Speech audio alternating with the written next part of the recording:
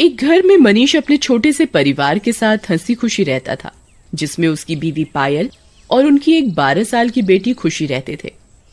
पायल को पेंटिंग्स बनाने का बहुत शौक होता है। घर में एक लक्ष्मी नाम की औरत भी रहती थी, जो उनके घर काम किया करती थी।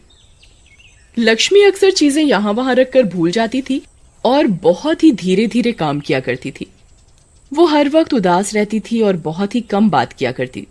ऐसा लगता था जैसे मानो उसका ध्यान हर वक्त कहीं और ही रहता था।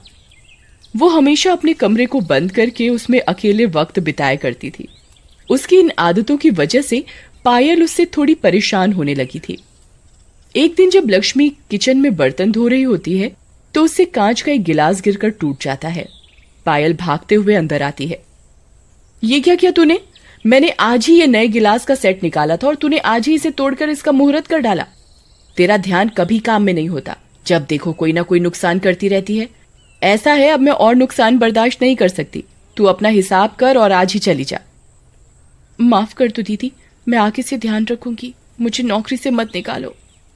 नहीं लक्ष्मी, अब मैं तुझे नहीं रख सकती। तू मुझे माफ कर और चल, यहां से चली जा।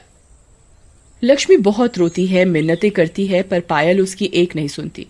वो लक्ष्मी का सारा हिसाब कर देती है और उसे जाने को बोल देती है। लक्ष्मी रोते हुए अपने कमरे में जाती है और वहां रखे एक बड़े से डब्बे को खोलती है। उसमें डब्बे में एक गुड़िया रखी होती है।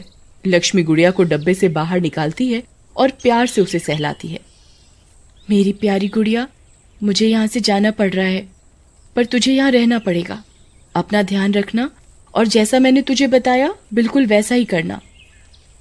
लक्ष्मी वो गुड़िया लेकर खुशी के कमरे में जाती है। खुशी, देखो मैं तुम्हारे लिए क्या लाई हूं।